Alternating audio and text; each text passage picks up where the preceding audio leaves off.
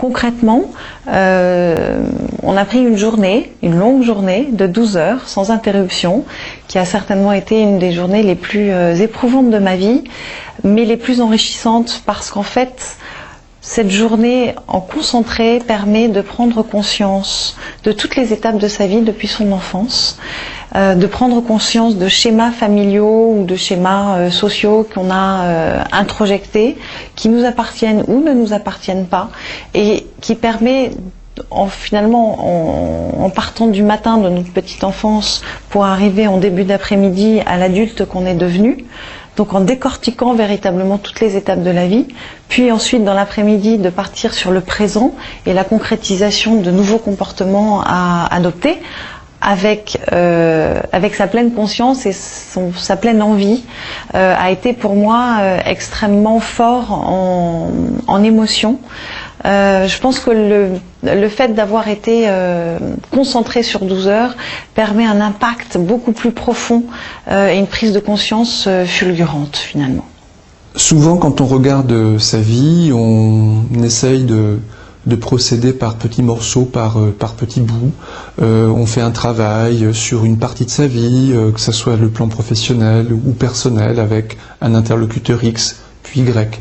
Le fait de pouvoir en une journée rassembler tous ces éléments de façon extrêmement précise et ramassée permet d'avoir au fond une photo, un instantané qui réunit l'ensemble des éléments sur lesquels il est important de réfléchir pour pouvoir mieux travailler par rapport à sa vie ensuite.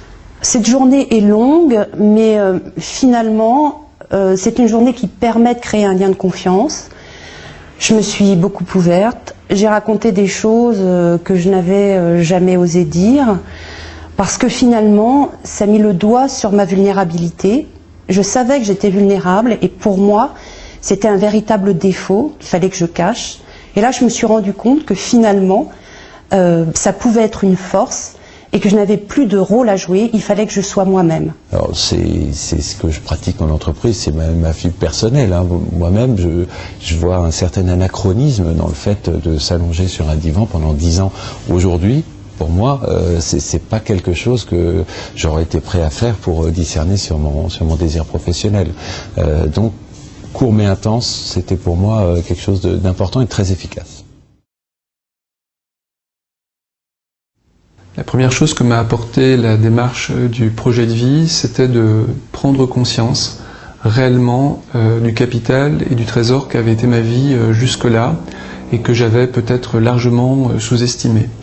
Autant il y a quelques années, j'aurais peut-être volontiers pris la peau d'un autre, comme on dit, autant à travers la reformulation de mon histoire et de tous les éléments qui la constituent, eh bien, pour rien au monde, je voudrais changer de vie maintenant. La deuxième chose que m'a apporté le projet de vie, c'est de pouvoir être davantage concentré sur l'ici et le maintenant. Moi qui avais une formation très intellectuelle, je me projetais souvent sur ce que j'avais pas fait dans le passé ou mal fait, et je me projetais dans l'avenir et j'oubliais d'être là tout simplement. Et puis la troisième chose que j'ai apprise à travers cette démarche, c'est de mieux comprendre au fond quelles étaient mes ressources, mes capacités, mais aussi intégrer mes limites et mes freins, non pas pour les supprimer, parce que je pense que de toute façon il est illusoire de penser qu'on puisse être un être parfait, mais au contraire pour mieux appréhender et mieux accepter sa globalité. En fait, ma prise de conscience essentielle, ça a été de me rendre compte que je n'avais pas de désir. J'avais le sentiment de ne pas exister aux yeux des autres, et donc je n'existais pas à mes propres yeux. Ce qui se traduisait dans le travail par une éviction, je n'étais jamais en copie des mails, on ne prenait jamais mon avis lors des réunions. Et puis dans ma vie personnelle, j'avais l'impression de subir ma vie, je n'étais pas proactive. J'ai pris conscience de différents schémas, dont un que j'avais déjà un petit peu touché du doigt, mais sans vraiment le vivre aussi intensément que durant ces 12 heures-là, qui a été pour moi l'élément paralysant finalement de toute ma vie d'adulte, a été que en fait j'étais un bon petit soldat quand j'étais enfant. J'ai eu un père très malade et j'ai souvent beaucoup joué le rôle de l'infirmière de nuit, l'infirmière de jour, à soutenir, porter physiquement, pousser le fauteuil roulant, etc. Et donc on m'a introjecté l'image du bon petit soldat sur qui on peut toujours compter quand rien ne va.